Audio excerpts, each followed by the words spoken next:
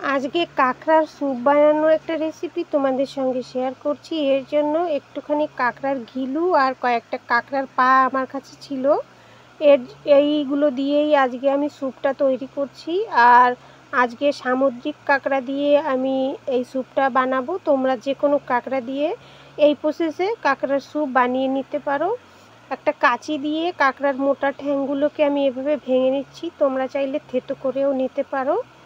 এভাবে ভেঙে নিলে খুব ভালো হয়। আর পাতি যে ঠ্যাংগুলো ছিল এগুলোকে এইভাবে গোটাই রেখে দিলাম। এরপরে কড়াইয়ে জল দিয়ে জলের মধ্যে কাঁকড়াগুলোকে দিয়ে দিয়েছি। আর কাঁকড়াগুলোকে কিন্তু খুব সুন্দর করে আগে দিয়ে আমি পরিষ্কার করে ধুয়ে নিয়েছি।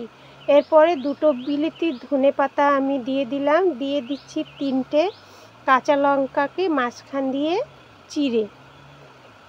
এরপরে স্বাদ মতো লবণ দিয়ে দিলাম আর ঢাকনা চাপা দিয়ে এটাকে 5 মিনিটের মতো রান্না করে ফুটিয়ে নিয়েছি।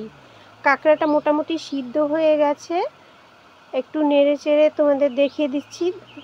এরপরে আমি এর মধ্যে একটা টমেটো কুচি দিয়ে দিলাম একটা গাজর কুচি আর গ্রিন পিস। তোমাদের কাছে মটরশুঁটি থাকলে সেটাও দিতে পারো।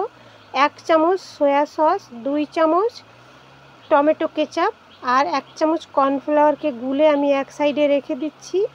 সসটা দেওয়ার পরে এটাকে একটু নেড়ে চেড়ে আমি আবার এটাকে ঢাকনা চাপা দিয়ে 5-7 মিনিটের মতো মিডিয়াম ফ্লেমে রান্না করে নেব, যাতে সবজিটা ভালোভাবে সিদ্ধ হয়ে যায়। 5-7 মিনিট পর ফিরে আসলাম। এরপরে গুলে রাখা কর্নফ্লাওয়ারটা দিয়ে খুব সুন্দরভাবে নেড়ে নিলেই কিন্তু এদিকে আমার স্যুপটা প্রায় রেডি। উপর দিয়ে একটু গোলমরিচ গুঁড়ো দিয়ে দিলাম। আর আমি এখানে লেবুর রস দিয়ে দিয়েছি, যেটা স্কিপ হয়ে গেছে, তোমাদের দেখানো হয়নি। তো বন্ধুরা, এখানে স্যুপটা কিন্তু একেবারে খাওয়ার জন্য রেডি। কাঁকড়ার স্যুপটা নাকি সর্দি কাশিতে খুবই উপকারী, তাই যে কোনো সময়ে এরকম এক বাটি স্যুপ হলে কিন্তু বেশ জমে যাবে। তো রেসিপিটা ভালো লাগলে অবশ্যই বাড়িতে ট্রাই করবে।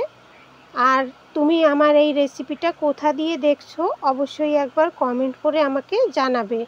তো আজকের মতো এখানেই বিদায় নিচ্ছি। টাটা।